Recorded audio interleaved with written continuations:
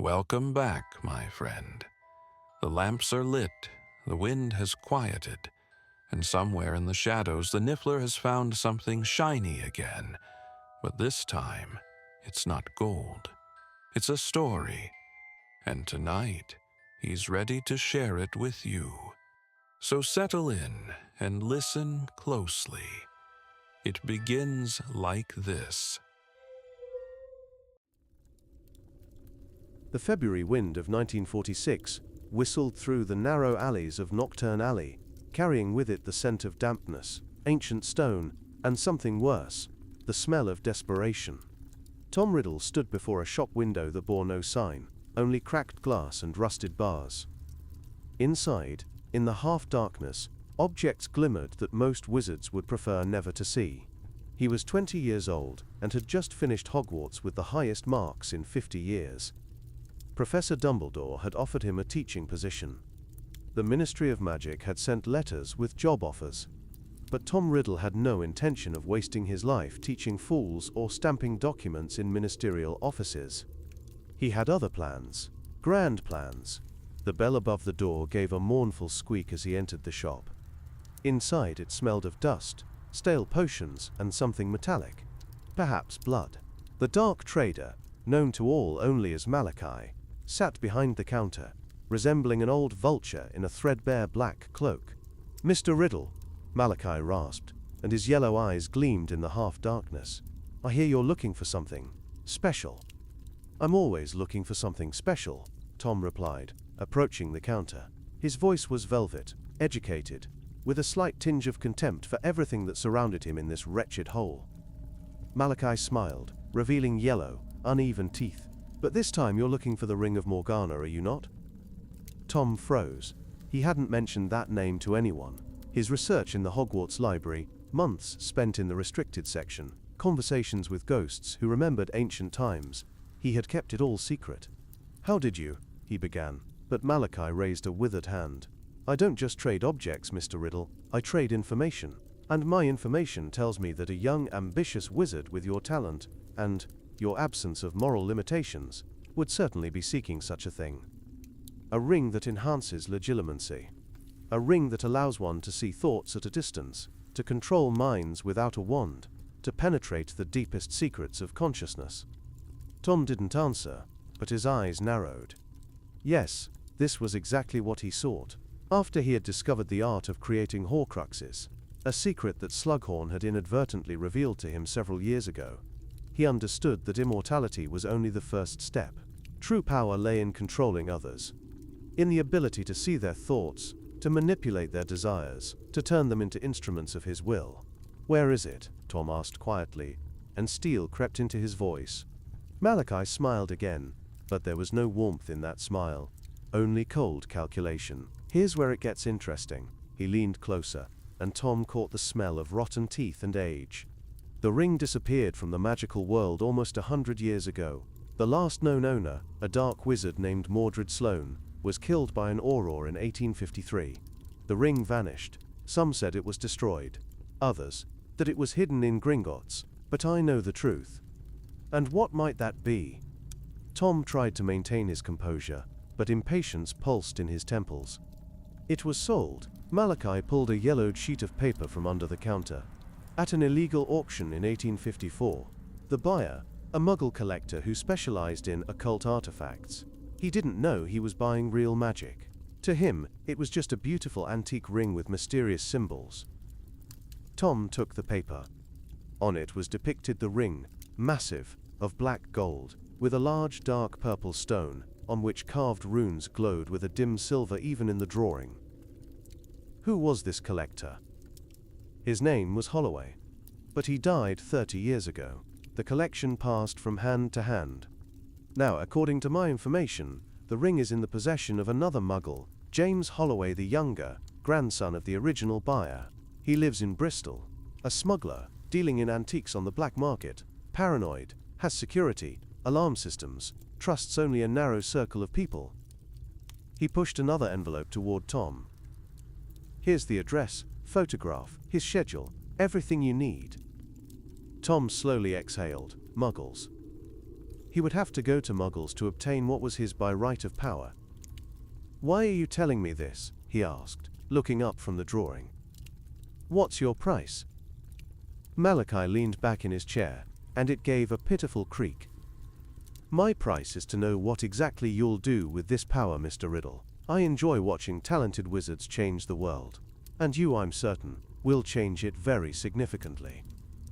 Tom left the shop an hour later with complete information about Holloway, his habits, his connections. But along with the information came a realization that burned inside him like acid. He couldn't simply come and take the ring. The Ministry of Magic tracked magical activity, especially powerful spells. If he used Imperius or Cruciatus on Muggles in Bristol, it would attract attention. And if an investigation began, if they started looking for him, no, he had to be smarter, more cunning. He had to do what seemed to him the greatest humiliation: live as a Muggle. Bristol greeted him with cold rain and the smell of sea mixed with factory smoke. February 1946 was cold and damp, and the city still bore the scars of war: destroyed buildings, empty windows, the faces of people who had endured too much. Tom rented a room in a squalid house on the outskirts of the docks.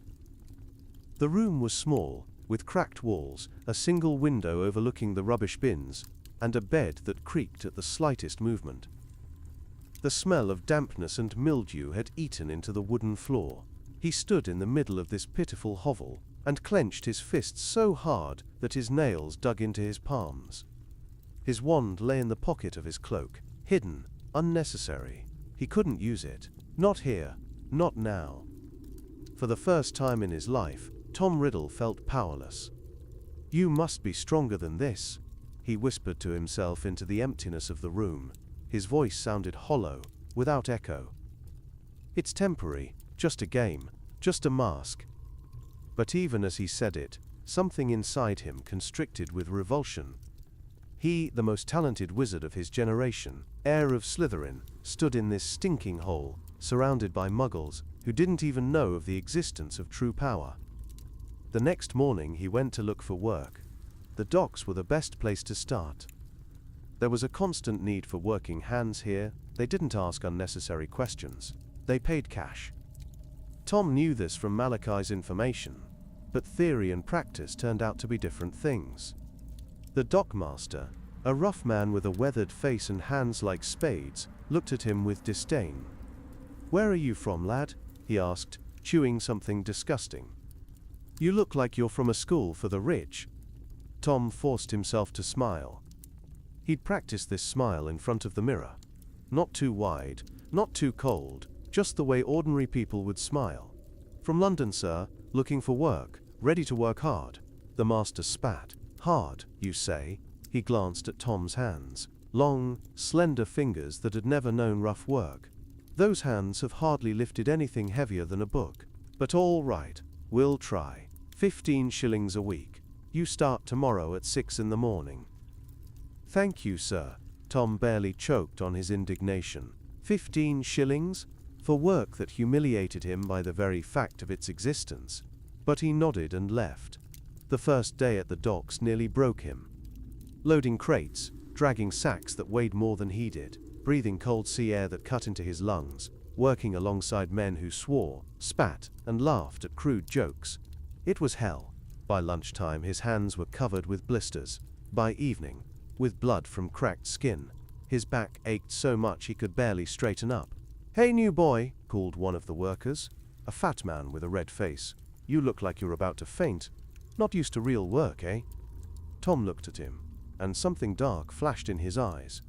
How easy it would be to whisper Crucio and watch this fat fool writhe on the ground, screaming, begging, but he couldn't. The wand lay in his pocket, a dead weight, a reminder of power he couldn't use. "Just tired," he said quietly, gritting his teeth. "I'll get used to it." The fat man laughed and walked away, but Tom stood motionless, breathing heavily, feeling hatred bubbling inside him, hot and corrosive. "I'll kill them all," he thought. "When this is over, when I get the ring, I'll come back here and destroy them all, for every word, for every smile."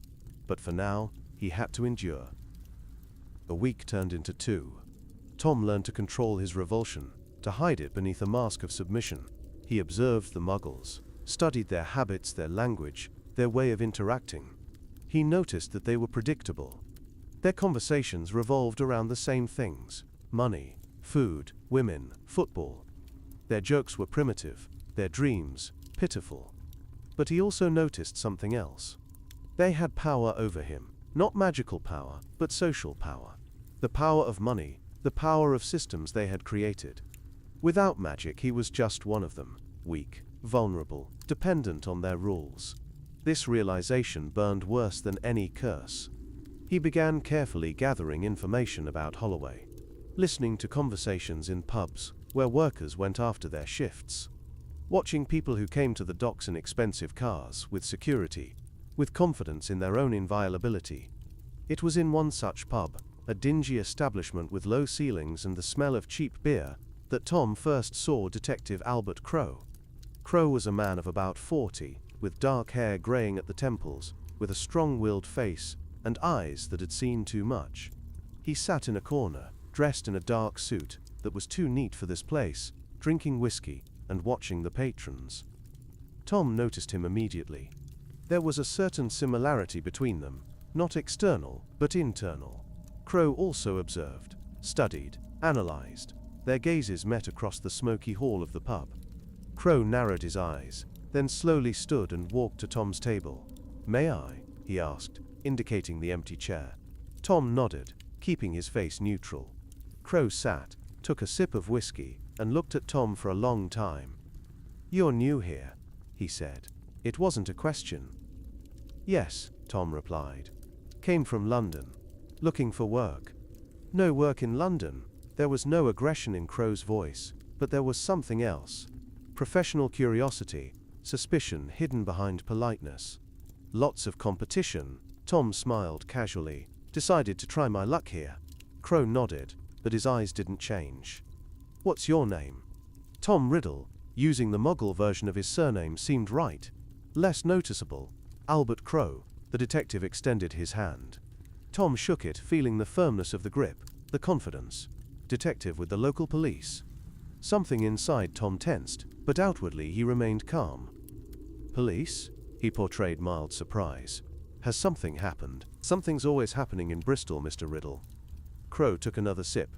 "Especially at the docks. Theft, smuggling, black market.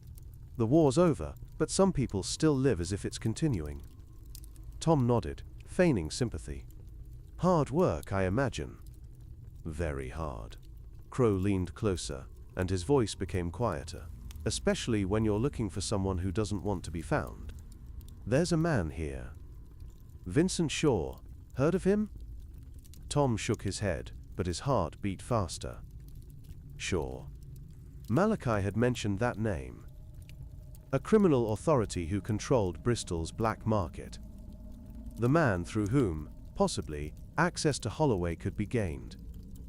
"He controls most of the illegal trade in the city," Crowe continued. "Antiques, smuggling, stolen property. Very careful, very clever, but I'll catch him, sooner or later." Tom looked at the detective and understood two things simultaneously. First, Crowe was dangerous, not magically, but with his mind, intuition, experience. He had already noticed something in Tom, something that set him apart from other dock workers. Second, Crowe could be useful. If the detective was investigating Shaw's affairs, that meant he knew about connections, roots, people. "Why are you telling me this?" Tom asked carefully. Crowe smiled, but the smile didn't reach his eyes. "Because you don't look like an ordinary dock worker, Mr. Riddle. Your hands are too clean, despite the work. Your speech is too correct, your manners too refined. You're pretending to be someone, and I'm curious, who exactly?" Tom froze, panic, cold and sharp, stabbed his chest. He had been too careless, too confident. "I'm just trying to live," he said quietly, trying to put sincerity into his voice. "My family was wealthy. Once. But we lost everything during the war. I'm not used to this life. But I must adapt." It was a good story. Plausible. Many people had lost everything during the war. Crowe looked at him for a long time, studying every detail of his face. Then slowly nodded. "I see." He finished his whiskey and stood. "Well, Mr. Riddle, I hope you find what you're looking for in Bristol, but be careful. This city can be dangerous for those who are out of place." He left, leaving Tom alone with his thoughts. Tom sat motionless, clenching his fists under the table. The wand in his pocket seemed heavier than ever. He could use Obliviate. Erase the last few hours from Crowe's memory. Make it as if this conversation had never happened. But that would mean using magic. And using magic would mean risk. A risk he couldn't take. No, he had to play by Muggle rules. At least for now. But as he returned to his squalid room that night, through dark streets lit only by rare lanterns, he felt something new. Not just revulsion. Not just anger. Fear. For the first time in his life, Tom Riddle felt true helplessness. He was the most powerful wizard of his generation, but here, among Muggles, without the ability to use magic, he was nothing. Just another worker with bleeding hands and empty pockets. And Crowe, a Muggle, an ordinary Muggle without a drop of magical blood, was more dangerous than any wizard Tom had encountered at Hogwarts. Because Crowe saw him. The real him. Through all the masks and lies. Tom lay on the creaking bed, staring at the ceiling covered in shadows. His wand lay under the pillow, hidden, inaccessible. He gritted his teeth and whispered spells he couldn't say aloud. Crucio, Avada Kedavra, Imperio. Words of magic that should have given him power over this terrible world. But here, in this room, in this city, among these people, they were just empty sounds. And this humiliation, this awareness of his own weakness, burned inside him more bitterly than any curse. "I will break you all," he whispered into the darkness. "Crowe. Shaw. Holloway. All the Muggles who dared to think they were equal to me. I will break you, and you will beg for death." But for now he could only lie here, powerless, hidden, humiliated. And wait. Wait for his chance. Wait for the moment when the mask would fall, and the world would see the real Tom Riddle. The real Lord Voldemort. But that moment was still far away. Very far away. And until that time he had to endure this humiliation, this horror of existence without magic, among creatures who were so far beneath him that they didn't even understand it. He closed his eyes, but sleep wouldn't come. Only anger. Cold, patient, unstoppable anger. And a promise of revenge that waited for its time, accumulating like poison in a sealed vial, ready to pour out and destroy everything in its path. Bristol slept, not knowing what evil had come to its dark streets. Not knowing that the most terrible wizard of the century now lived among them, hidden, humiliated, but not broken. Never broken. March came to Bristol with cold rains and wind that smelled of sea, and something bitter, perhaps disappointment. Tom Riddle stood by the window of his squalid room, looking at the grey roofs, smoke-blackened chimneys, wet streets below. A month had passed since he'd arrived here. A month of humiliation. A month of learning. His hands no longer bled. The calluses had hardened, the skin grown tougher. His back had grown accustomed to heavy labor. But most importantly, his mind had adapted. He'd begun to understand the Muggle world, not as something alien and repulsive, but as a system that could be studied. A system that could be used. He'd bought a notebook from a cheap shop and begun making notes. Not with magic, with an ordinary pencil, in ordinary words that any Muggle could read. He wrote down the names of people who worked at the docks, their habits, their weaknesses. Who drank too much? Who had debts? Who was cheating on his wife? Who stole trifles from the cargo? Information was power. He'd always known this, but now he understood it more deeply. In the magical world, power came through the strength of spells, through pure blood, through knowledge of forgotten magic. But here, among Muggles, power was different. More refined. More insidious. And he was going to master it. The evening was cold when Tom entered the pub, the Blind Whale, the same establishment where he'd met Detective Crowe. But this time, he hadn't come by chance. He'd heard conversations at the docks, heard how workers mentioned a name in quiet voices, with a mixture of fear and respect. Vincent Shaw, Bristol's criminal authority. The man who controlled the black market, smuggling, illegal gambling, the man through whom, according to Malachi's information, one could reach Holloway and his collection.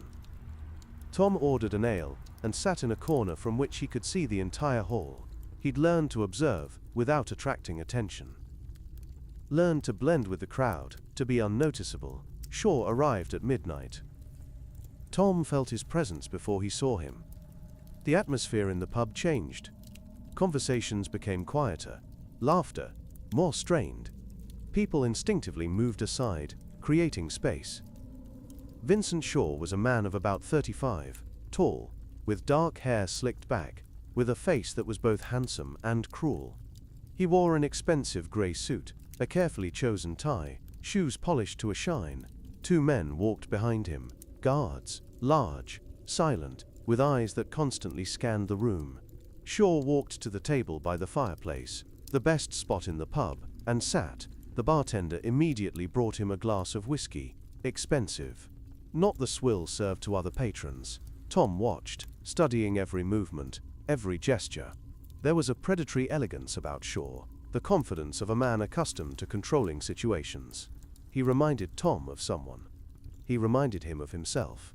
Not outwardly. Tom was younger, thinner, with aristocratic features he'd inherited from his mother. But inside, in the way Shaw looked at people, with cold assessment, with understanding of their weakness, with absence of true empathy, he was a mirror image of Tom Riddle. Only without magic, and this was simultaneously fascinating and outrageous. How could a Muggle, a creature without a drop of real power, achieve such influence? Such power? Tom had to understand this. He finished his ale, stood, and walked to the exit, but at the door he stopped, as if remembering something, and turned. His gaze, accidentally, met Shaw's gaze. For a second, only a brief second, their eyes met across the smoky hall of the pub. Shaw narrowed his eyes, then, barely noticeably nodded to one of his guards. Tom went out into the street, feeling adrenaline pulse in his veins. He knew what would happen next. Knew because he would have done the same. He walked 2 blocks, then turned into a narrow alley between warehouses. Dark, empty, the perfect place for a conversation that no one needed to hear. Footsteps behind him. 2 men. Shaw's guards. "Hey, you," called one of them, voice rough and commanding. "Stop." Tom stopped, and slowly turned. 2 men stood several meters from him, blocking the exit from the alley. Large, threatening, with hands in pockets. Probably knives or brass knuckles there. "Something wrong, gentlemen?" Tom asked calmly, keeping his hands visible. "Boss wants to talk to you," said the first guard, approaching closer. "Let's go." Tom nodded obediently and followed them back to the pub. They led him through the back entrance, up narrow stairs, to a private office on the 2nd floor. The office was small but neat. A wooden desk, a chair, shelves with books, most for show, Tom suspected. Shaw sat behind the desk, smoking a cigar, and smoke curled in the air, illuminated by a single lamp. "Sit down," Shaw said, indicating the chair opposite. Tom sat. The guard stood by the door. Shaw looked at him in silence for a long time, studying, assessing, then smiled. A cold, calculated smile. "You're new at the docks," he said. Not a question, a statement of fact. "Tom Riddle, yes." "Yes, sir." "Don't call me sir." Shaw flicked ash from his cigar. "I'm not an officer or a lord, just Vincent. Or Mr. Shaw if we're in company." "Mr. Shaw," Tom corrected himself. "Better," Shaw smiled again. "I'm interested in you, Tom. May I call you Tom?" "Of course." "Good. Tom, I'm interested in you because you don't look like an ordinary dock worker. You're educated, well-spoken, have manners. And most importantly," he leaned forward, "you observe. I saw how you looked at me. Not with fear, like the others. Not with respect. With curiosity, with assessment. As if trying to understand how I work." Tom remained silent. Shaw was clever. Very clever. "So Tom, I have a question. Shaw leaned back in his chair. "Why is a clever lad like you working at the docks for pennies? What are you really doing here?" This was the moment of truth. Tom could lie, invent another story about losses during the war, about desperation, about lack of choice. But he understood that Shaw wouldn't believe it. People like Shaw didn't believe beautiful stories. They believed in strength, believed in ambitions, believed in hunger. "I'm looking for something," Tom said quietly, looking Shaw straight in the eyes. "Something very valuable. Something that belongs to a person in this city. But this person is very careful, very closed. It's impossible to reach him by ordinary methods." Shaw studied him for a long time, then slowly nodded. "Holloway," he said. "You're looking for something from old James's collection." Tom wasn't surprised. Of course Shaw knew. A man of his level controlled all illegal antique trade in the city. "Yes," he confirmed. "I need access to his collection." "Why?" "It's personal." Shaw laughed, a short, sharp sound without mirth. "Personal, I like that. Most people would have invented an elaborate story, trying to seem more honest than they really are. But you just say, 'It's personal,' and expect me to accept it. Brave. Or very stupid." "I'm not stupid, Mr. Shaw," Tom said quietly, and something in his voice made the guards by the door tense. "No," Shaw agreed. "You're certainly not stupid." "Well then, I'll tell you, Tom. I can arrange a meeting with Holloway for you. He sometimes sells things from his collection, sometimes just shows off with them. But for me to do this, I need to know that you're worth my time, that you can be useful." "I can be," Tom assured him. "Then prove it." Shaw opened the desk drawer and pulled out an envelope. "I have a problem. A competitor who's trying to move into my territory. His name is Robert Henley. He runs a warehouse at the Eastern Docks, deals in stolen property, smuggling from the continent. Thinks he can poach my contacts, my buyers." He tossed the envelope onto the desk. "In this envelope, the address of his office and home. I need information about him, something I can use against him. Compromising material, evidence of his illegal activities. His weaknesses, everything you can find. You have a week." Tom took the envelope. "And if I find it, then we'll talk about Holloway." Shaw smiled. "And if not, well, then we'll talk too. But you won't like that conversation." It was a threat. Hidden, but perfectly clear. Tom nodded and stood. "I'll find what you need." "I hope so." Shaw waved his hand, dismissing him. "Go. And Tom, don't disappoint me. I don't like disappointments."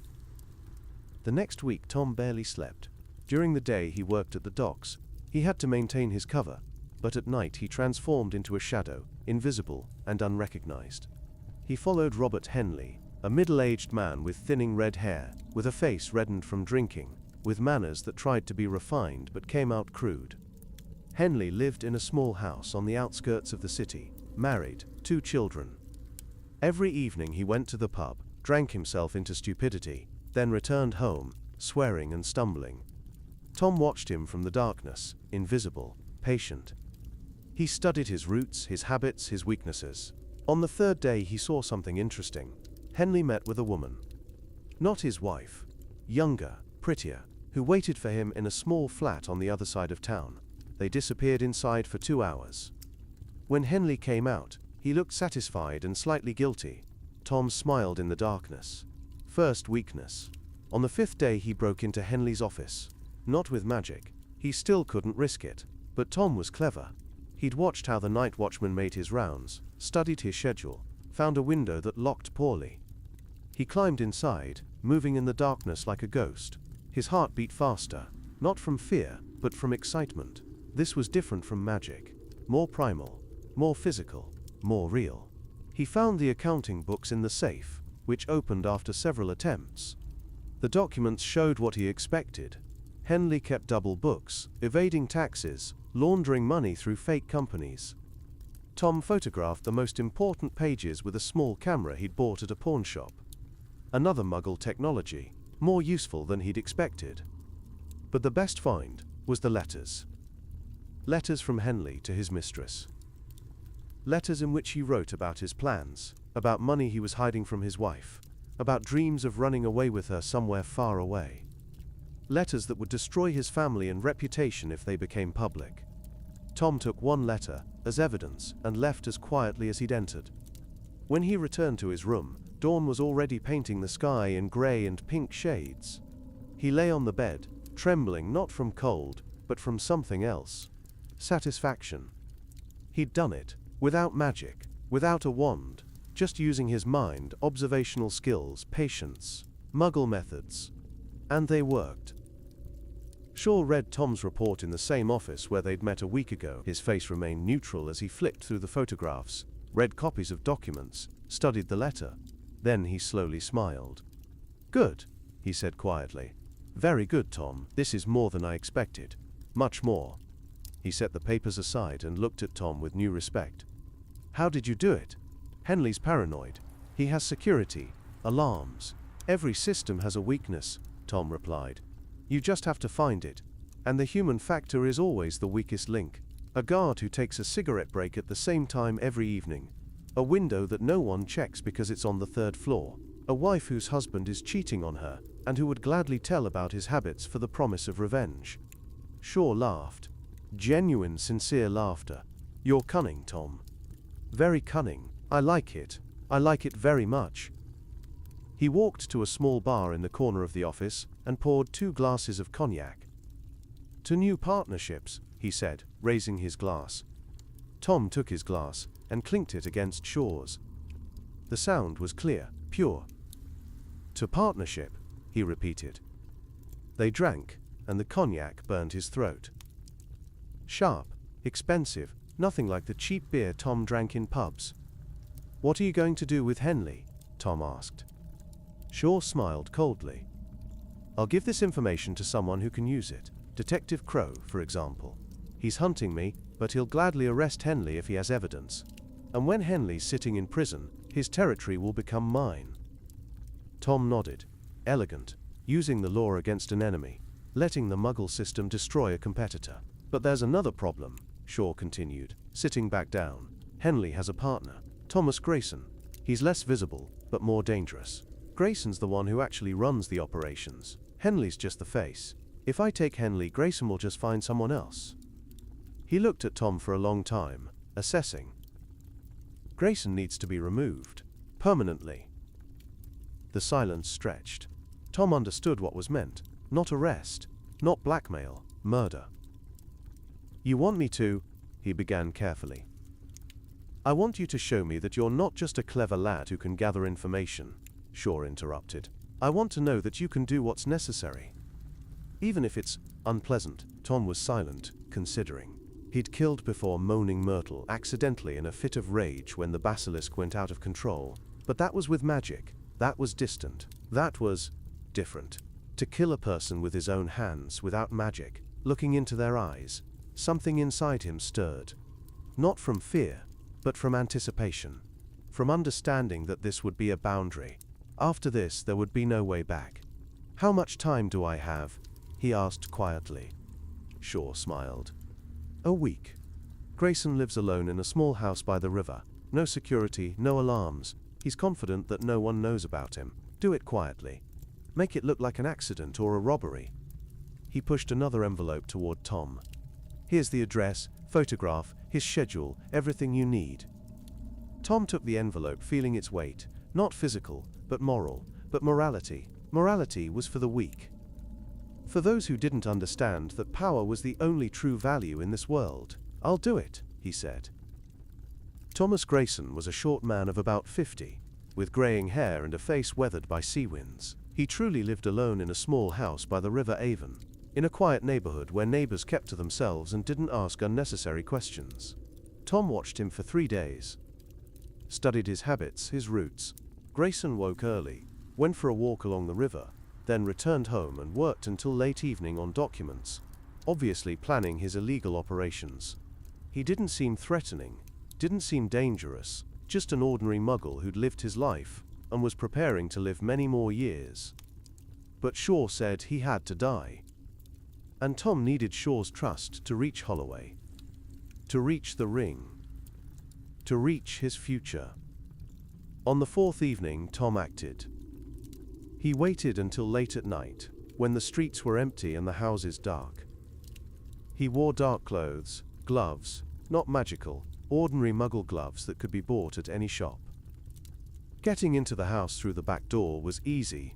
The lock was old, broken. Grayson didn't worry about security because no one knew who he really was.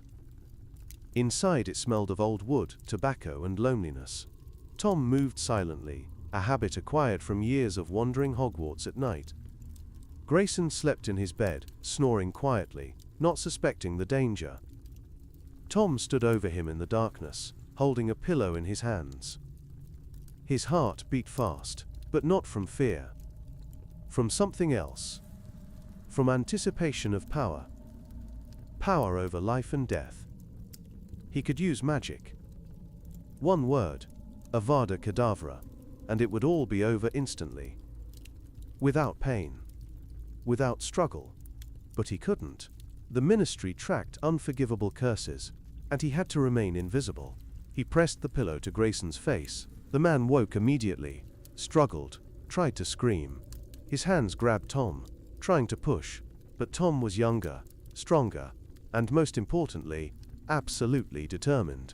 He pressed the pillow, feeling Grayson weaken, feeling life drain from him, second by second. It lasted long, longer than he'd expected, longer than he wanted. But finally, Grayson stopped moving. Tom jerked his hands back, breathing heavily. His heart pounded in his chest, adrenaline flooded his veins. He looked at the dead body, and something inside him changed. It wasn't like with Myrtle. Then he hadn't seen death. Then the basilisk had killed for him, and he'd only heard the scream. But now he felt it. Physically, directly. He'd killed a person with his own hands, without magic, like a Muggle. And the most terrible thing was that he felt not horror, not guilt. He felt satisfaction, cold, dark, absolute satisfaction from power over another being's life. He stood in the darkness, looking at his creation, and understood that he'd crossed a boundary, that he'd become what he'd always been meant to become. Then, mechanically, he did what he'd planned, turned the room over, as if there'd been a struggle, took several valuable items to make it look like a robbery, and went out into the night, invisible, unnoticeable, a shadow among shadows. Crowe learned about the murder the next morning. Tom heard dock workers talking about it, about a body found in a house by the river, about a robbery, about old Grayson's terrible fate. The detective came to the docks that evening, questioning people, looking for witnesses. Tom watched him from afar, seeing how Crowe worked. Methodically, patiently, noting every detail. He was a good detective.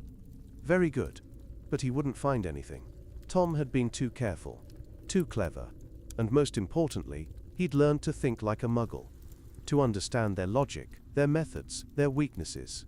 Shaw met with him 2 days later in the same office. The criminal authority sat behind his desk, smoking a cigar, and a barely noticeable smile played on his face. Heard about Grayson, he said when Tom entered. Terrible tragedy. A robbery, they say, in such a quiet neighborhood. Tom remained silent, waiting. Shaw set down his cigar and stood. He approached Tom, standing very close, studying his face. You did it. Not a question, a statement of fact. I see it in your eyes. I see how you've changed. Tom didn't deny it. Shaw suddenly laughed. Loud, genuine laughter. Excellent. Excellent, Tom. I wasn't sure if you could. Most people talk about strength, about being ready to do whatever's necessary. But when it comes down to it, they're weaker than they think.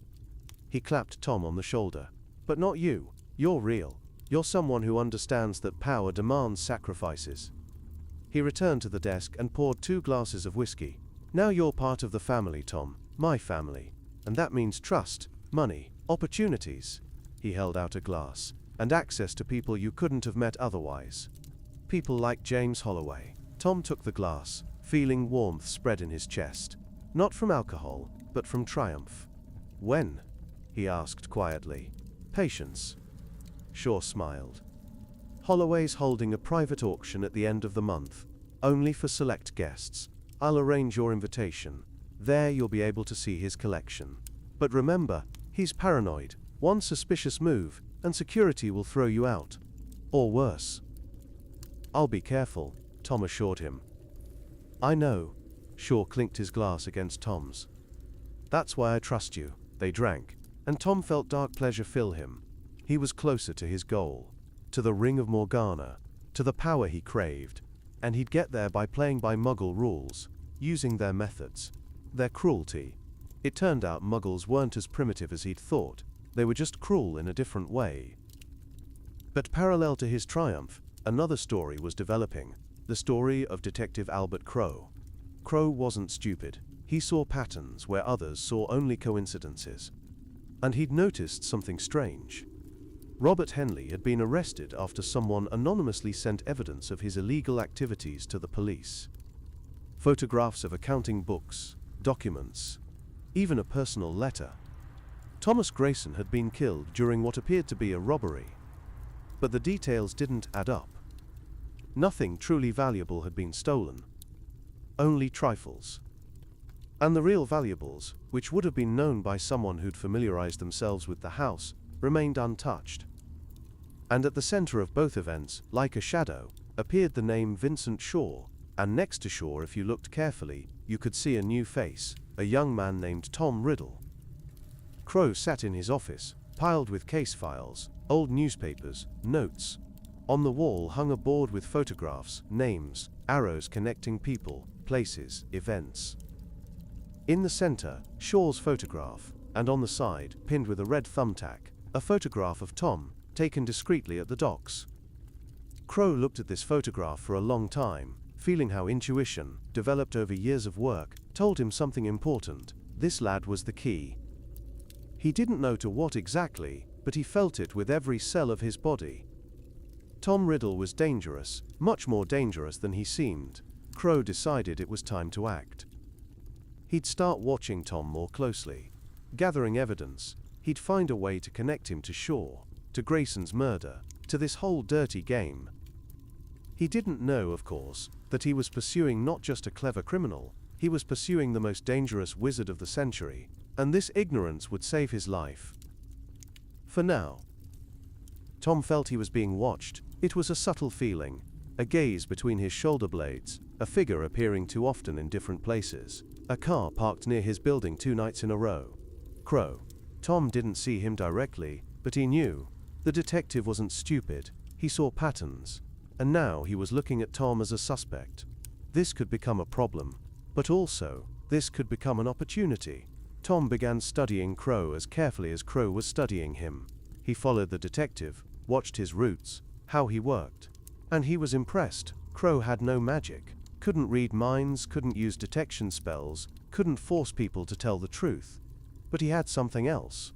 Intelligence, intuition, an understanding of human nature that rivaled legitimacy. He saw when people were lying, saw patterns in their behavior, built theories, tested them, discarded wrong ones and kept right ones. It was magic of another kind, magic of the mind, magic of deduction.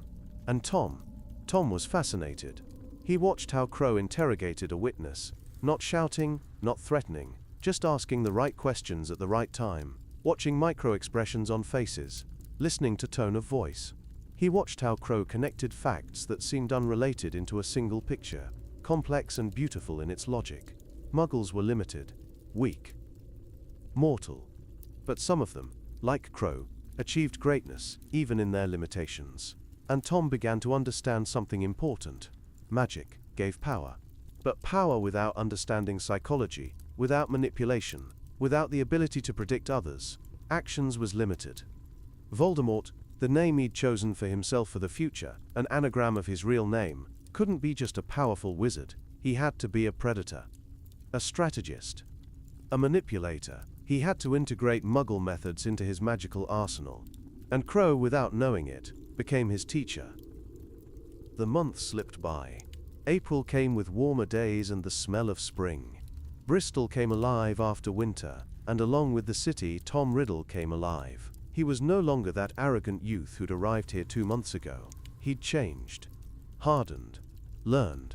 His hands, once thin and untouched, were now stronger, covered with calluses. His face, once perfectly aristocratic, now bore the mark of life among Muggles. Harder features, a colder gaze. But what had changed most was what was inside. He'd killed a person with his own hands, felt the power of life and death without magic, and that power was more intoxicating than any potion. Shaw kept his word. At the end of April, Tom received an invitation to a private auction at James Holloway's estate. The paper was expensive, the calligraphy refined. Mr. Tom Riddle is invited to view an exclusive collection of rare artifacts.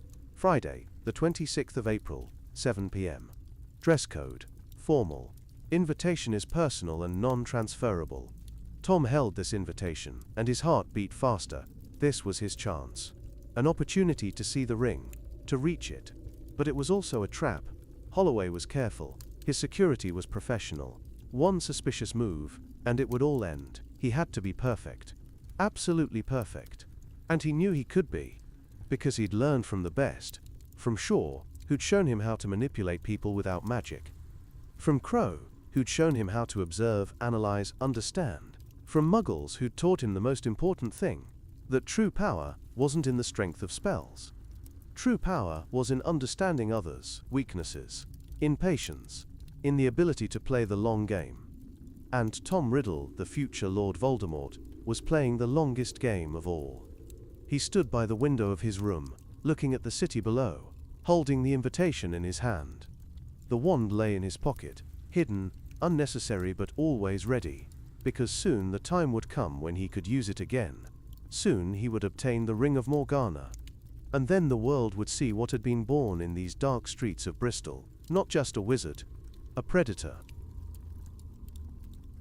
April in Bristol was changeable. Warm days alternating with cold rains, the air smelling of sea and fresh greenery breaking through the city's grime. Tom Riddle sat in Vincent Shaw's office. Not as a guest, but as an equal. In 3 months he'd become indispensable. The right hand. A trusted confidant. Shaw relied on him in everything, from planning operations to eliminating problems. Tom had organized new smuggling routes, established connections with suppliers on the continent, developed a money laundering system that was genius in its simplicity. Shaw's criminal empire was expanding, and Tom was the architect of this expansion. But inside, beneath the mask of loyalty, he was playing his own game. "Tom," Shaw said, studying documents on the desk, "these figures, they're incredible. Our profits have increased 40% in the last month. How did you do it?" Tom smiled modestly. "Just optimization, Mr. Shaw. People often act irrationally, guided by emotions rather than logic. I simply applied logic, where others saw chaos." Shaw laughed and poured 2 glasses of cognac. "You're remarkable, Tom, truly remarkable. Sometimes I think you're too clever for this business, as if you're from another world." Tom froze for a moment, then took his glass, maintaining composure on his face. "We're all from different worlds, Mr. Shaw. Some just adapt better than others." They drank, and Tom felt the familiar warmth of cognac, but he also felt something else, a subtle shift in the dynamic between them. Shaw trusted him. Completely, absolutely. And that made him vulnerable. Tom began sowing seeds of suspicion. Carefully, almost imperceptibly, a hint here, a doubt there. A mention of one of Shaw's men's loyalty, a question about another's reliability. He didn't undermine Shaw's authority openly. He just made him see threats where there were none. Made him feel paranoia where there'd been confidence. Classic manipulation. As effective as the Imperious Curse, but far more subtle. And Shaw, without realizing it, was slowly becoming an instrument in Tom's hands. But there was another game, more dangerous. Detective Albert Crowe hadn't given up. He continued his investigation, and his net was slowly tightening around Shaw's organization. Tom knew Crowe was watching him. He felt his presence, not physical, but intuitive, a gaze through the darkness, a tension that wouldn't let go. And one evening, when Tom was returning from the docks, Crowe emerged from the shadows. "Mr. Riddle," the detective said calmly, walking beside him. "We haven't talked in a while."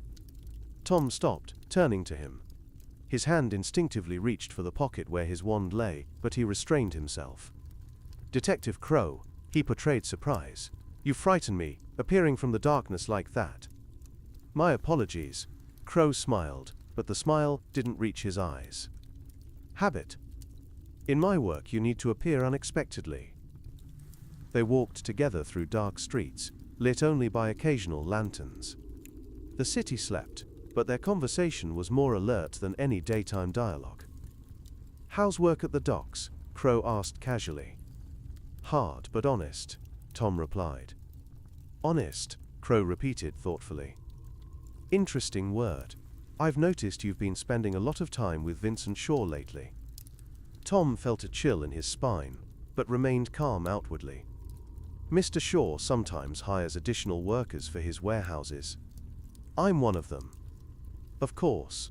Crowe nodded. Just a worker, nothing more. They reached a small pub on the street corner. Crowe stopped. Shall we have a drink, he suggested. My treat. It wasn't an invitation. It was an order, hidden under politeness. Tom nodded and they went inside. The pub was almost empty. Just a few old men in a corner, and a barman dozing behind the counter. They sat at a table by the window. Crowe ordered 2 whiskies and looked at Tom for a long time, studying his face. Tom, he said quietly, and the shift to his first name was very deliberate.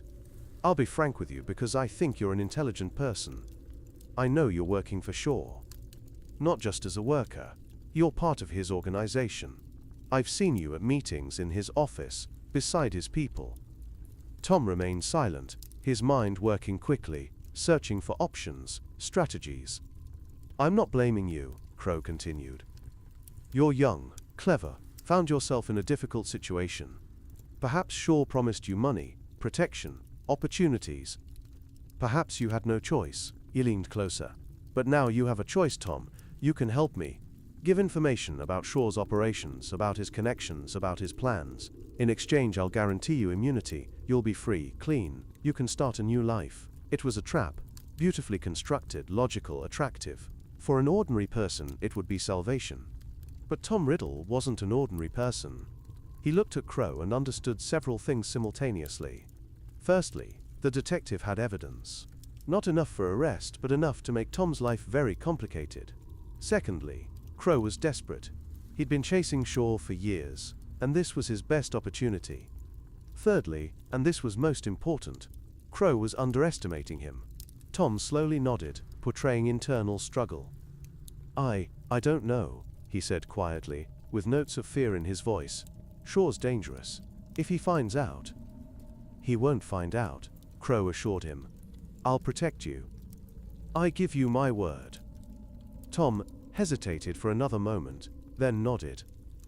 What do you want to know? And so the double game began. Tom gave Crowe information, real, but carefully filtered. Enough for the detective to believe in his cooperation, not enough to truly harm Shaw.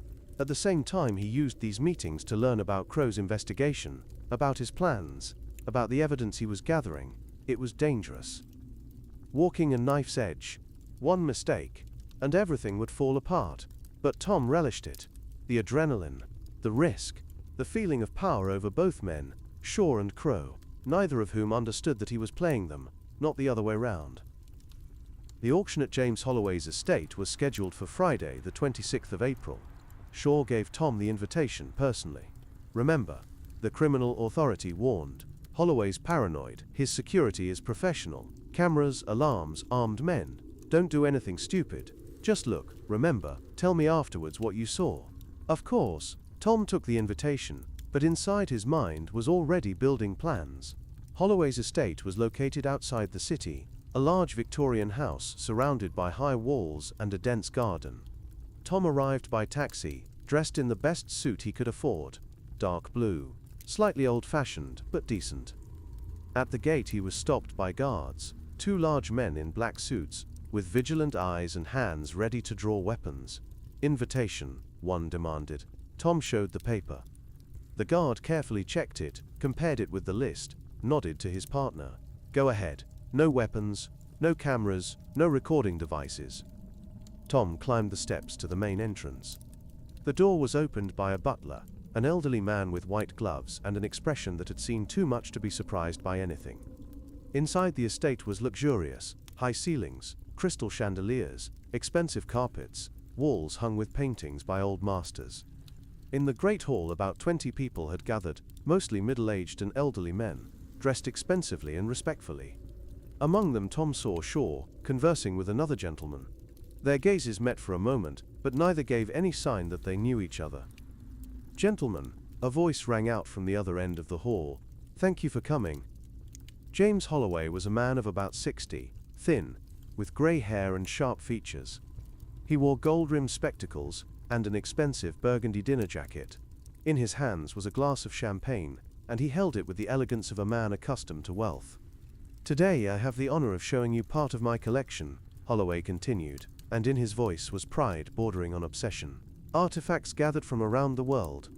Some of them have centuries of history, some are shrouded in legends, all absolutely unique." He led the guests to another room, a large gallery with display cases along the walls. In each display case, exhibits under glass domes, illuminated by soft light. Tom walked slowly, studying each item. Ancient swords, Egyptian amulets, medieval manuscripts, strange instruments of unknown purpose. And then, he saw it. The Ring of Morgana. It lay in the central display case, on a velvet cushion, under a thick glass dome. Massive, of black gold, with a large dark purple stone on which silvery runes glowed. Even through the glass Tom felt its power, a magical aura that pulsed like a heartbeat, barely noticeable to him, but absolutely imperceptible to the muggles around. His fingers trembled, the wand in his pocket grew warm, responding to the proximity of the magical artifact. This was it. His goal, his future power. "Beautiful thing, isn't it?" A voice sounded beside him. Tom turned. Holloway stood next to him, looking at the ring with the pride of a father looking at a child. "Very," Tom replied, restraining his emotions. "What's its history?" "Legend says it belonged to an ancient sorceress named Morgana." Holloway smiled, as if it were a joke. "Of course, sorceresses don't exist. But the ring is truly ancient. 14th century at least. The runes on the stone are of unknown origin. Some experts believe they're druidic symbols, others, alchemical signs." He patted the glass dome. "My grandfather bought it at an auction in 1854. Since then it's been in our family. I'll never sell it, it's priceless." Tom nodded, smiling politely, but inside his mind was working feverishly. The display case was protected. Alarms. He saw thin wires leading to the dome. Cameras. 3, positioned to cover all angles of the hall. Security. He counted 6 armed men just in this room. Without magic it was almost impossible. Almost. But not entirely. The next 2 weeks Tom planned. He drew diagrams of the estate from memory, studied the security schedule, looked for weaknesses in the protection system. At the same time he continued working for Shaw, and giving information to Crowe. The double game was becoming increasingly complex, a thinner line between control and chaos. And that's when an event occurred that forced everything to accelerate. One of Shaw's associates, a man named Daniel Carter, was suspected of betrayal. Someone was leaking information to the police, and suspicion fell on him. Shaw summoned Tom to a warehouse by the docks. On a cold April evening, when the wind smelled of an approaching storm, inside the warehouse in a small windowless room, Carter sat on a chair, bound, with bruises on his face. 2 of Shaw's guards stood by the door. "Tom," Shaw said, approaching him, "I need the truth. This man is either a traitor, or he isn't. I must know for certain." Tom looked at Carter. The man was trembling, eyes wide with fear. "I didn't do anything," he shouted. "I swear, Mr. Shaw, I'm loyal. I never—" "Shut up," Shaw said coldly. Then turned to Tom. "Find out the truth. Use any methods. I don't care how, just find out." He left, leaving Tom alone with Carter and the guards. Tom slowly approached the bound man. He could use legilimency. One touch, one spell, and he'd know the truth, instantly. But no. Too risky, too noticeable. He had to do it the Muggle way. He took a chair and sat opposite Carter, looked at him silently for a long time, studying. This was one of the tactics he'd seen from Crowe, silence that made a person nervous, filling the void with words. I'm not a traitor, Carter muttered. Please believe me. Who said you're a traitor? Tom asked quietly.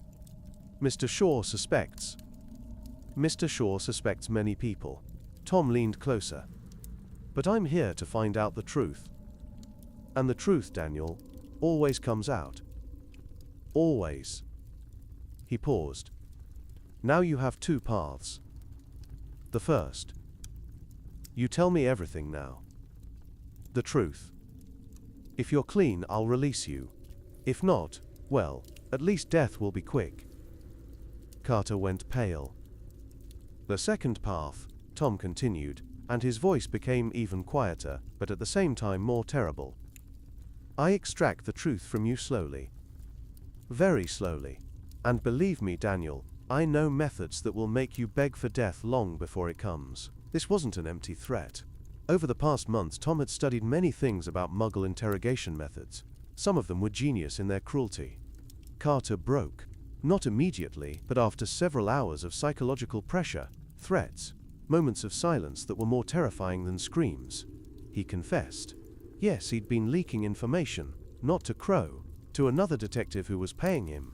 He was afraid that Shaw would fall sooner or later and wanted to have insurance. Tom listened calmly, memorizing every detail. And when Carter finished, exhausted and broken, Tom stood. Thank you for your honesty, Daniel, he said. You'll release me? Carter's voice was full of hope. Tom looked at him for a long time, then slowly shook his head. No. He pulled out a knife. Simple, Muggle knife that he'd bought at a market shop. Nothing special, just a tool. Please. Carter began to beg, but Tom didn't listen. With one movement, precise, calculated, he cut the traitor's throat. Blood gushed out, hot and sticky. Carter made a gurgling sound. His body shook in convulsions, eyes wide in final horror. Tom stood motionless, watching life drain from Carter. Feeling the warmth of blood on his hands. Feeling power, absolute unstoppable power. And this time there were no hesitations, no doubts. Only dark, deep pleasure. He'd killed again. Not because he had to, but because he could. Because it gave him power. And he relished every second.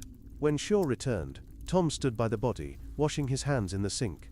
Did he confess? The criminal authority asked. Yes. Tom turned, his face calm. He was leaking information to Detective Miller. I have all the details. Shaw looked at the body, then at Tom. Good work, he said quietly. Very good work. But in his eyes something new appeared. Not fear, not revulsion. Respect, but also caution. He was beginning to understand that Tom Riddle was more dangerous than he seemed. A week after Carter's murder, Crowe called Tom to a meeting. They met in the same pub where they always did. But this time the atmosphere was different. Crowe sat at the table, and before him lay a folder, thick, filled with documents. Sit down, Tom, he said quietly. Tom sat, feeling tension in the air. Crowe opened the folder and pulled out photographs. Photographs of Tom near Shaw's warehouse. Photographs of Tom meeting with Shaw's people. Photographs. A photograph of the very warehouse where Carter had died. Daniel Carter was found dead 3 days ago, Crowe said, and his voice was cold, professional. Throat cut. No witnesses, no evidence. But there's one interesting detail. He pulled out another sheet. A witness saw you, Tom, saw you entering that warehouse, and then leaving several hours later, with blood on your sleeve. Tom froze. His mind quickly analyzed the situation, looking for a way out. A strategy. I didn't. Don't lie to me, Crowe said sharply. Please, don't insult my intelligence. We both know what you did. The question is what I'm going to do about it. The silence stretched. I can arrest you now, the detective continued. I have enough evidence to hold you in a cell whilst I gather more, and when I gather enough, you'll go to prison. For life. Or to the gallows. He leaned forward. Or, You can give up Shaw. Give me everything you know, his contacts, his operations, his plans. In exchange, I'll give you immunity. Full immunity, you'll be free. Tom looked at Crowe, and inside him a storm of emotions raged. Rage. At himself, for carelessness. At Crowe, for daring to corner him. Humiliation. Again a Muggle had proved cleverer, faster, but also acknowledgement.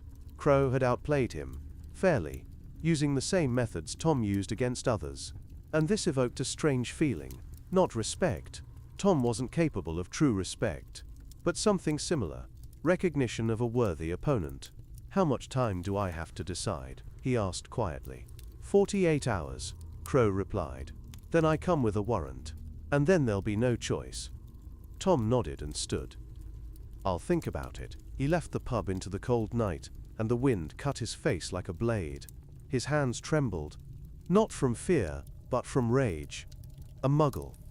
An ordinary Muggle, without a drop of magic, had outplayed him. This thought burned worse than any curse. But along with rage came clarity. He couldn't give up Shaw. That would mean losing access to Holloway. To the ring. He couldn't let himself be arrested. That would mean the end of everything. Only one option remained. He had to destroy them both, Shaw and Crowe, and he had to do it quickly. The plan formed in his mind, complex and dangerous, but possible. He'd use one against the other. Break them psychologically, then physically, and when it was all over, when both were dead or destroyed, he'd take the ring and disappear. And the world would learn what had been born in this cold, dark city. Tom Riddle stood on an empty street, looking at the night sky covered with clouds. The wand in his pocket pulsed, ready for action. The mask was beginning to fall, and the predator was preparing for the final hunt. Tom Riddle had 48 hours to decide his fate. 48 hours to choose between prison and betrayal. Between death and survival. But Tom Riddle wasn't going to choose either of these options. He was going to create a third.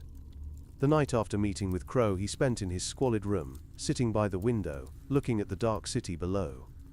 His mind worked feverishly, building a plan, complex, dangerous, but genius in its simplicity. He would use Crowe against Shaw, then destroy both. And in the chaos that followed, he would take what he'd come here for, the Ring of Morgana. The plan was risky, one wrong step, and everything would fall apart. But Tom wasn't afraid of risk. He'd learnt this over the past months, learned to play on the edge, to balance between life and death, between control and chaos. And he knew he could do it, because he wasn't just a wizard, he was a predator, and predators always found a way to survive. The next day, Tom met with Crowe in the same pub. The detective sat at the table, and tension read on his face. He was waiting for an answer that would determine both their fates. Tom, he said when Tom sat opposite him. Have you decided? Tom nodded slowly, portraying internal struggle, fear, despair. I'll give up Shaw, he said quietly, as if the words painfully tore from his throat. But I need guarantees, full immunity, a new name, protection. Crowe leaned back in his chair and relief flashed across his face. You'll have all of that. I give you my word. When are you planning to act? Tom asked. Tomorrow evening, Crowe leaned forward. I have information that Shaw's organizing a large operation at the docks, transporting contraband from the continent. If we strike then, we'll catch not only him but half his organization. Tom nodded, memorizing every detail. What should I do? Nothing. Crowe squeezed his hand. Just stay away from the docks tomorrow evening. Leave everything to me, and when it's all over, you'll be free. Tom smiled, a sincere, grateful smile that he'd practiced in front of the mirror. Thank you, detective, you're saving my life. But as he left the pub, the smile vanished, replaced by a cold, calculated expression. First part of the plan executed, now the second. That same evening, Tom met with Shaw in his office. The criminal authority sat behind his desk, counting money. Stacks of notes, neatly laid out on the wooden surface. Tom, he greeted without looking up from the money. What's new? Mr. Shaw. Tom closed the door behind him, making sure they were alone. We have a problem. A serious problem. Shaw looked up, and his eyes narrowed. What kind? Detective Crowe.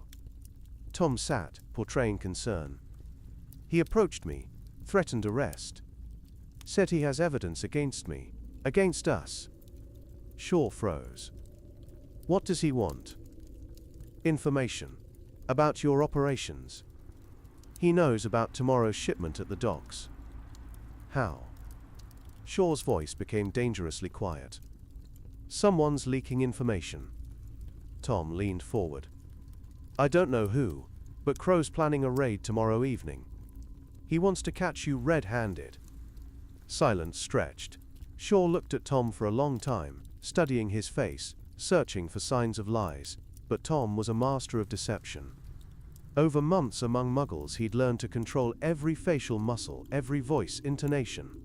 Why are you telling me this? Shaw finally asked. Because I'm loyal, Mr. Shaw, Tom replied simply. You gave me an opportunity when no one else would have. You trusted me, and I won't betray that trust. Shaw slowly nodded, and something in his eyes changed. Respect, but also determination. If Crowe wants war, he said quietly, then he'll have it. The next evening was cold and windy. Clouds covered the sky, promising rain. The docks were almost empty. Most workers had gone home, leaving only silhouettes of cranes and warehouses in the half-darkness. Tom stood on the roof of a building several blocks from the scene, looking through binoculars he'd borrowed from one of Shaw's men. From here he had a perfect view of everything that was about to happen. Shaw was ready. He knew about the raid, so he'd prepared an ambush. His men, armed, experienced, were positioned at strategic points around the warehouse. Not to flee, to fight. And Crowe didn't know what awaited him. He thought he had the advantage of surprise, thought Tom was on his side. But Tom wasn't on anyone's side. He was only on his own. At 8 o'clock in the evening the police arrived. 5 cars, 20 officers armed with revolvers and shotguns. Crowe led them, tall and confident, giving orders in a quiet, commanding voice. They surrounded the warehouse, preparing to storm it, and then everything exploded. The first shot rang out sharply, tearing the silence. Then another, and another. Shaw's men opened fire from their positions, and the policemen dove for cover. A shootout began. Brief flashes of fire in the darkness, shouts, the wail of sirens. Tom watched from his roof, his heart beating fast, but not from fear, from excitement. From pleasure watching his plan unfold perfectly. He saw how Crowe gave orders, how the policemen tried to advance forward. Saw how Shaw's men held their defense, shooting from warehouse windows. It was chaotic, brutal, absolutely Muggle-like in its primitiveness, and absolutely perfect for his purposes. The shootout lasted 20 minutes. Then reinforcements. 2 more police cars. 10 more officers. Shaw's men began to retreat, their forces weakening. And then Tom saw him. Shaw came out of the warehouse, holding a revolver, shooting, trying to break through to a car. But a bullet, one random bullet, hit him in the shoulder, and he fell. The policemen rushed forward, surrounded him, disarmed him. Vincent Shaw, the most dangerous criminal authority in Bristol, was arrested. Tom lowered the binoculars and smiled into the darkness. Part 2 executed. Shaw was taken to hospital under guard. The bullet had pierced his shoulder but hadn't touched any vital organs. He would survive. To stand trial. To spend the rest of his life in prison. Tom visited him on the 3rd day after the raid. The hospital was old, with long corridors that smelled of disinfectant and illness. 2 policemen stood by Shaw's ward, young, bored, who barely glanced at Tom when he showed a forged document presenting him as a lawyer. Inside Shaw lay on the bed, his right hand cuffed to a metal rail, his shoulder bandaged, face pale, but his eyes were still alive, full of anger and pain. "Tom," he rasped when Tom entered. "You came." "Of course, Mr. Shaw." Tom approached closer, sat on a chair by the bed. "I had to make sure you were all right." "All right?" Shaw laughed bitterly. "I was shot, arrested. Half my men were killed or taken into custody. My empire fell apart in one night." He looked at Tom for a long time, and something in his gaze changed.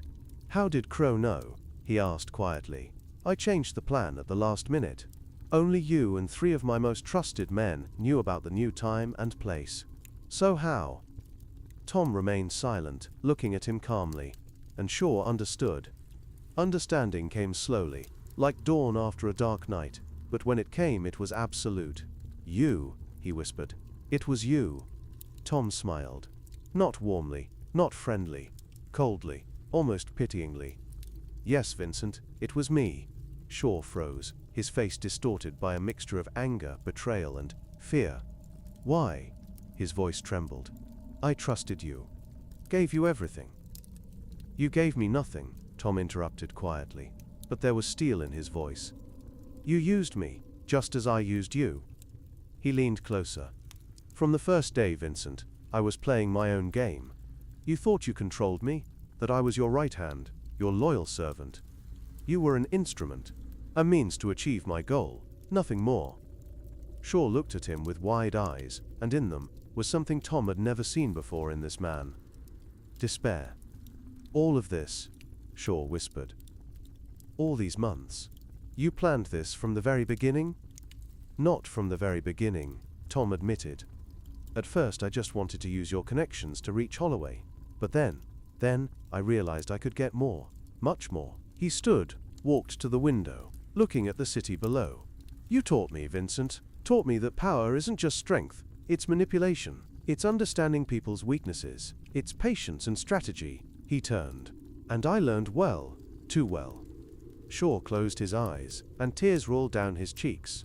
Not from pain in his shoulder, but from deeper pain that couldn't be cured by any operation. The pain of the betrayed. The pain of the broken. What now? He asked quietly, without opening his eyes. Will you kill me? Tom laughed. Briefly, without mirth. No, Vincent. I'll leave you alive. It's a worse punishment. You'll spend the rest of your life in prison, knowing that you were outplayed by a lad you considered a tool. Knowing that your empire fell not because of the police, but because of me. He walked to the door, then turned one last time. Thank you for the lessons, Vincent. They were priceless. And he left, leaving Shaw alone with his pain, betrayal, and understanding that he'd been used and discarded like an unnecessary thing. That same evening Tom met with a lawyer, one of those Holloway had used for his illegal affairs. The man was nervous but greedy, and when Tom offered him a significant sum of money, he agreed to arrange what was needed. 2 days later, Tom received an invitation to Holloway's estate, official, legal, supposedly on Shaw's behalf, who allegedly wanted to complete a deal before the trial. Holloway, eccentric and eager for attention, agreed to the meeting.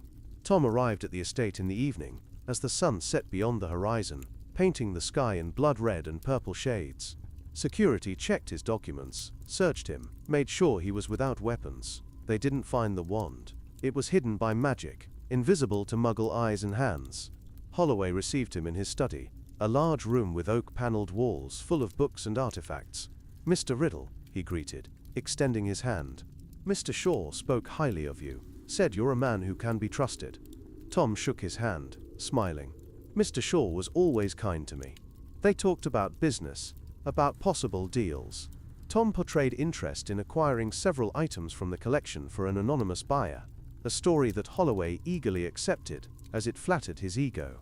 During the conversation, Tom carefully extracted information about the estate's security system, about the guard schedule, about how the most valuable exhibits were stored.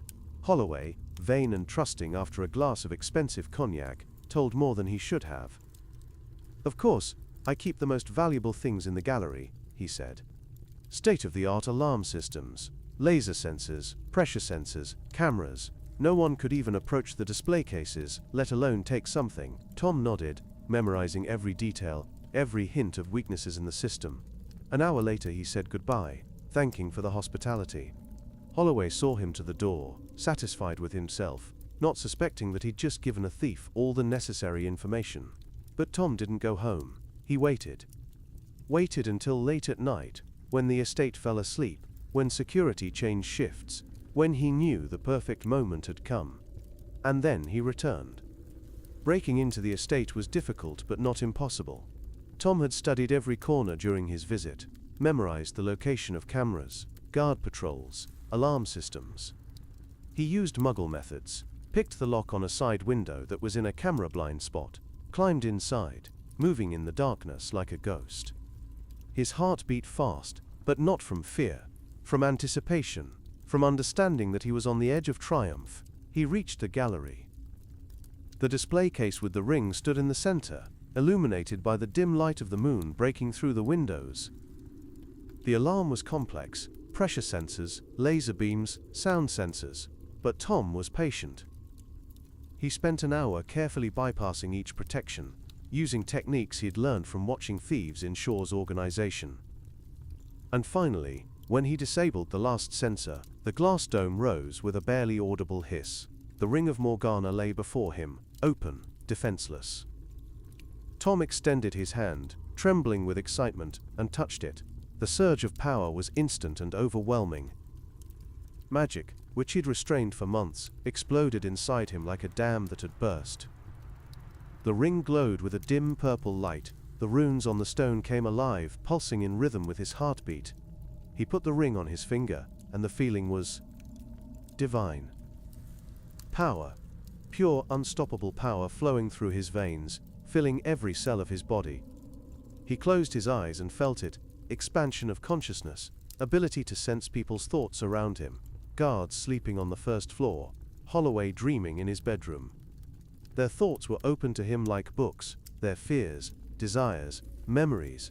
All of it flowed to him, and he could manipulate them if he wanted. Legitimacy without touch, without effort.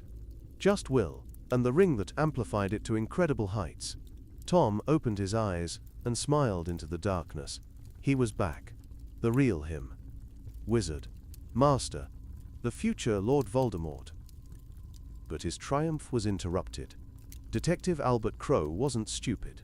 After Shaw's arrest, he continued his investigation, and something didn't add up.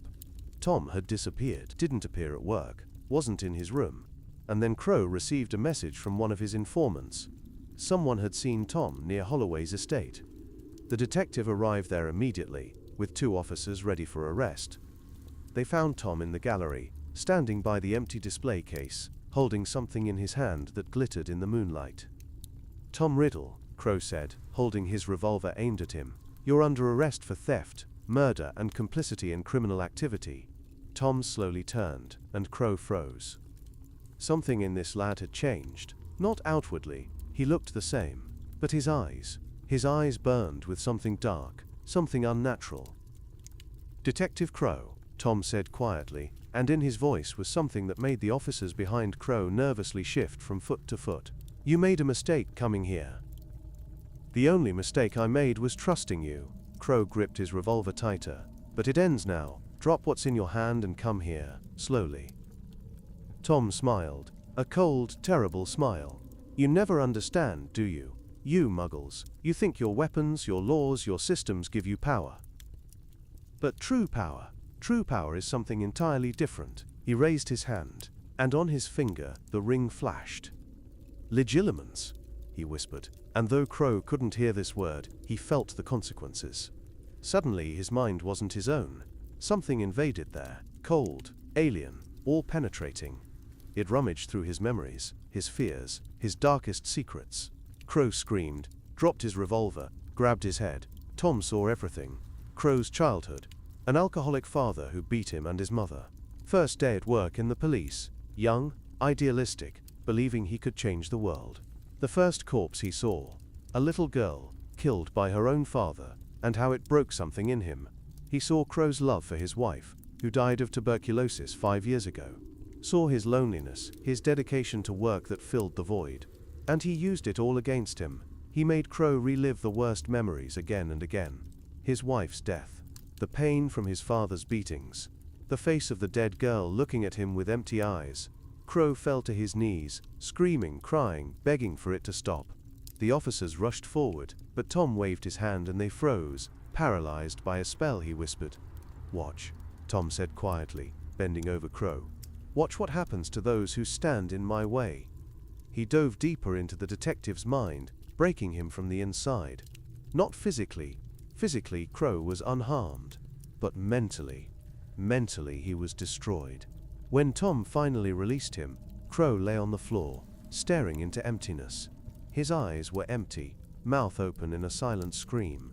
He breathed, his heart beat. He was alive. But his mind was shattered into pieces like a mirror thrown on stone. Tom stood, feeling only slight fatigue. The ring had made the process easier than he'd expected. He looked at the officers, still paralyzed by his spell. He could kill them, easily. One word, and they'd fall dead. But no, that would be too noticeable. Too risky. Instead, he whispered, "Obliviate," erasing their memories of the last hours. They'd remember arriving here. They'd remember finding Crowe on the floor, insane. But him, Tom Riddle, they wouldn't remember. And Crowe wouldn't be able to tell anything. His mind was too broken to form coherent thoughts. Tom approached him one last time, looked at the man who'd been a worthy opponent. "You taught me much, Detective," he said quietly. "About patience, about deduction, about the power of mind without magic. For that I'm grateful." He bent closer.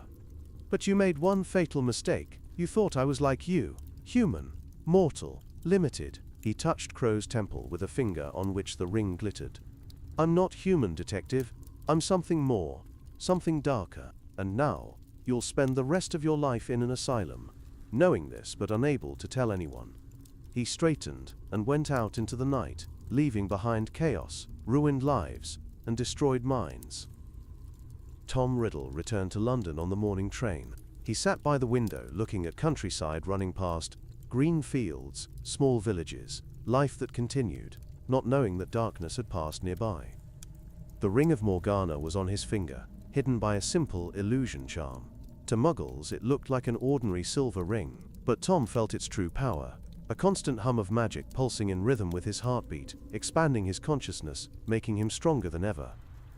He thought about the last 4 months, about Bristol, about Shaw, about Crowe, about the humiliation of working at the docks, about the cold of the squalid room, about the pain of calluses on his hands, about murders, Grayson, Carter, and the mental destruction of Crowe, which was worse than any physical killing. He had changed. Deeply, irreversibly. When he came to Bristol, he was ambitious but arrogant. He despised Muggles, considered them beneath him, worthy only of contempt. But now he understood them differently. Muggles were weak, mortal, devoid of true power. But some of them, like Shaw, like Crowe, achieved greatness even in their limitations.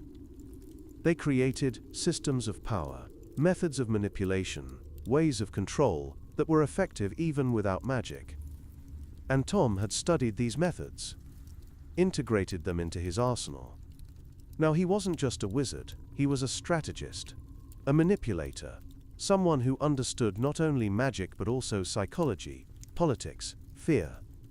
He was a predator who'd learned to hunt not only by magical means, but by all possible methods, and this made him more dangerous than any dark wizard before him. The train pulled into King's Cross Station, and Tom stepped onto the platform. London greeted him with noise, crowds, the ordinary chaos of a big city.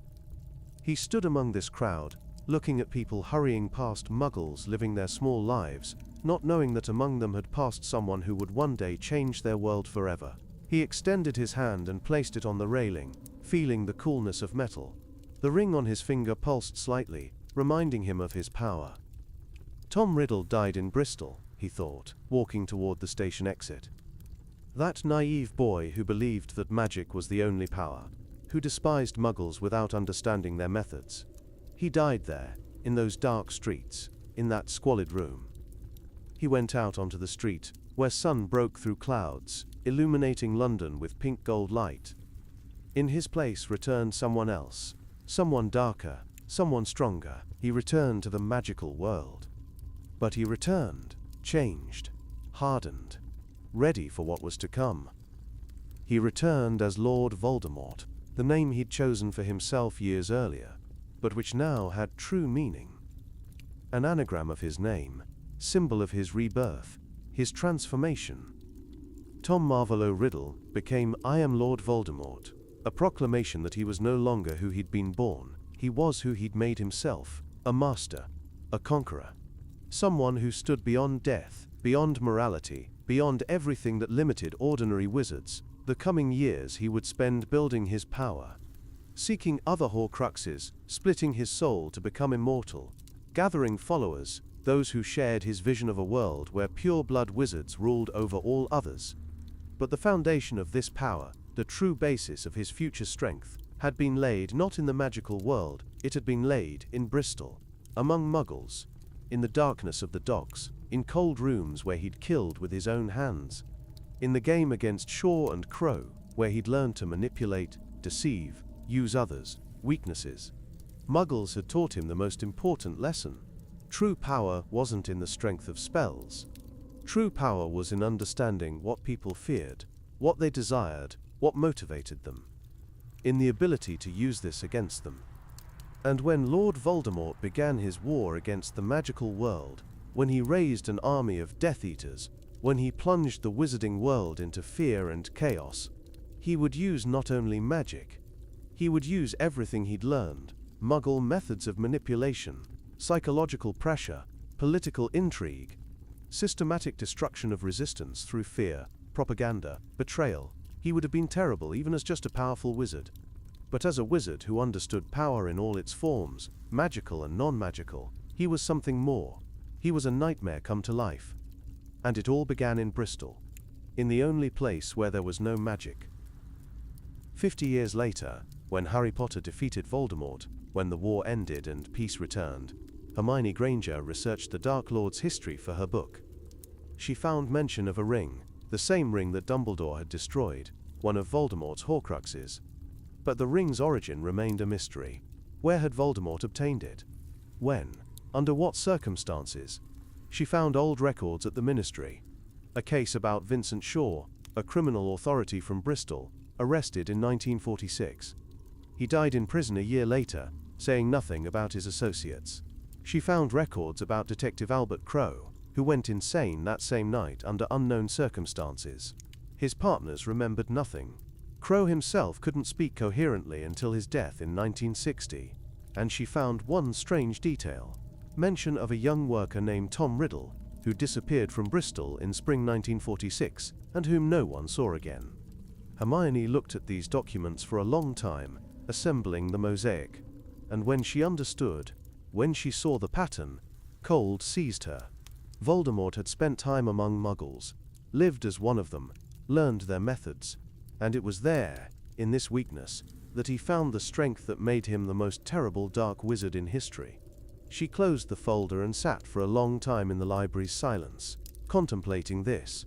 The magical world always thought Voldemort was terrible because he had magic, power, Horcruxes, but the truth was darker. He was terrible because he understood not only magic, he understood people, their fears, their weaknesses, their capacity to create evil, even without a wand, and he used this knowledge to create an empire of terror that nearly destroyed the world.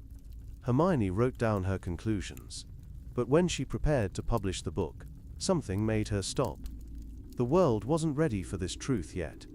The truth that the most terrible evil doesn't always come from the darkness of the magical world. Sometimes it's born in the only place where there is no magic. And there, where we're weakest, we can become most terrible. She hid these records deep in the archive. Perhaps one day the world will be ready to hear them. But not today. Not now. Some stories are too dark to tell, some lessons too cruel to learn. And the story of Tom Riddle in Bristol was one of them. It remained in darkness, where it belonged. Forever.